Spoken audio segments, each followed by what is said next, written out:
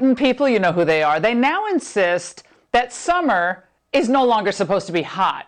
So any heat wave anywhere, by its very existence, is evidence of climate change. So they're all reading from the same playbook. With the end game more obvious by the day, the climate propaganda, it's saturating the airwaves. Yes, it's summer. Yes, it's supposed to be hot, but it has never been like this. Dallas and Oklahoma City reached 109 degrees today. Again, this is a global problem. Just look at the heat map.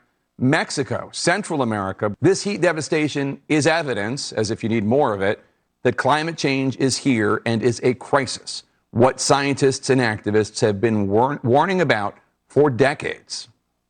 We knew these temperatures were coming. We might not have known 2022, but we knew they were coming. Was that guy a PhD? I think he writes for the New York Times. I don't know. But remember, they never have to establish actual facts. It's all kind of, I don't know, just a feeling. We are feeling it. We're literally feeling it. We are enduring the effects of climate change. Feeling it. Of course, the truth about global warming is never as simple as they claim. So showing this really scary looking temperature map with a bunch of red on it ignores another expert analysis. The worst heat waves on our planet aren't happening now. They actually occurred 40 years ago, according to a review by researchers from the University of Bristol in the United Kingdom. We show there have been some even greater extremes in the last few decades, said Vicki Thompson, a climate scientist at the University of Bristol and lead author of this new paper. And notice, by the way, that the climate controls wailing about how this is the worst heat wave ever don't acknowledge what happened in Europe almost two decades ago. 35,000 people died because of what? Extreme heat. Yet the left and its media allies, they want strict government controls on how business operates and eventually on how we as free citizens live. So it's just more fodder for liberals to call for the Senate to be abolished, as this writer for the New York Times argued today, because they blather on about extreme heat. Oh, how about their extreme solutions, like blowing up the Constitution so they can sidestep the red states altogether, or force Americans out of their cars, the cars that they love, into cars they don't want and can't afford. Which brings us to the beaver cleaver of the Biden cabinet, Mayor Pete. Today, he made an admission about high gas prices. Of course, the more pain we are all experiencing from the high price of gas, the more benefit there is for those who can access electric vehicles. Never has the worth of a Rhodes Scholarship been so called into question. He apparently hadn't ever pondered the obvious question. So if everyone switches to EVs, what happens to the grid? Congressman Tom Massey schooled little Pete. I'm really alarmed at sort of the naivete of those who are promoting rapid adoption of these technologies with our existing infrastructure. Over the course of a year, an American household would use 25 times as much electricity for their electric car as they would for their refrigerator. Do you think it would strain the grid if everybody plugged in 25 refrigerators in every household? Well, if we didn't make any upgrades to the grid, sure. I mean, if we had yesterday's grid with tomorrow's cars, it's not going to work. Literally, Biden has the dumbest cabinet in U.S. history. Zero common sense.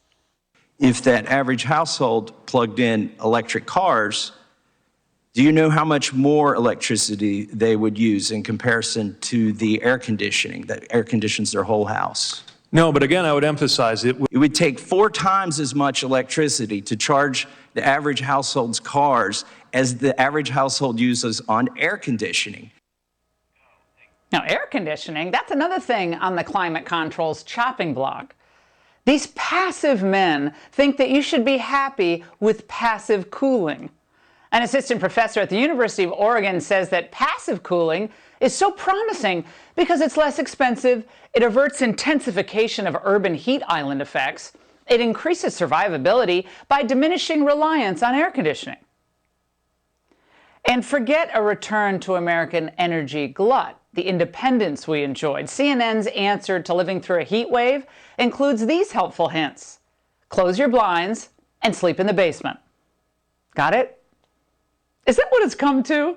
As we told you last night, lowering your standard of living and your expectations for the future, They are the goals here. This isn't happening by accident. They're inflicting this necessary pain on you. They believe it's necessary. It's a sacrifice you should make. And the list of what the climate trolls demand to take from you to save the planet, that keeps growing. Of course, we also know that, of course, the gas-powered cars, they want that out. They want non-smart thermostats gone. They want to diminish farmland.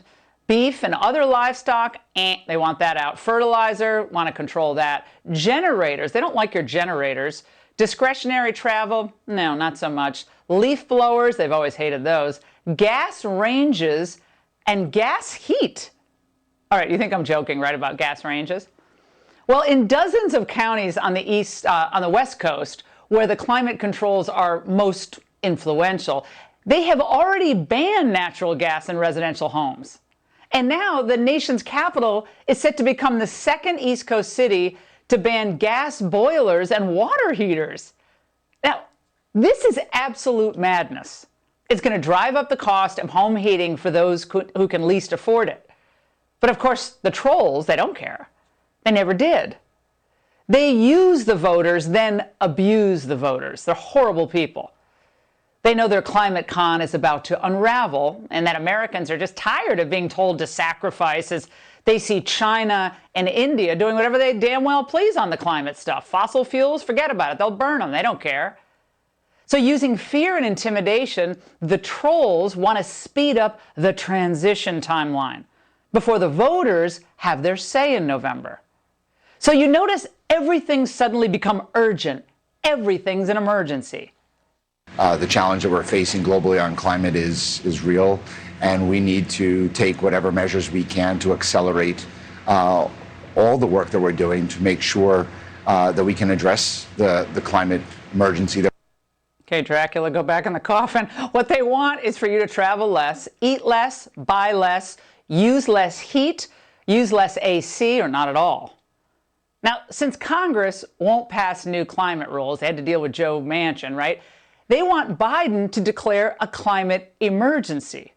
That's a move that would give the federal government extraordinary power to take your freedom away, just as they did during COVID.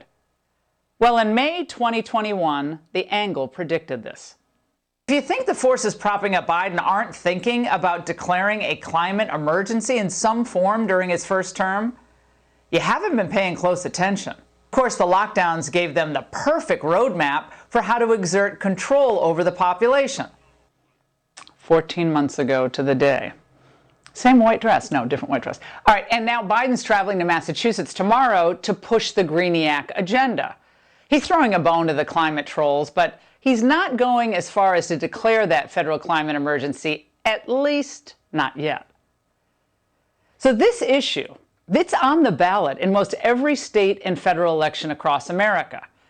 A vote for a Democrat is a vote to rob you of your freedom and your prosperity, even your preferred method of heating your home or cooking your food. Because if the climate trolls have their way, we are not going to recognize our country anymore. So don't worry about a heat wave. Worry about their control wave that's going to wipe out what we love most about America. And that's the Angle. All right, joining me now is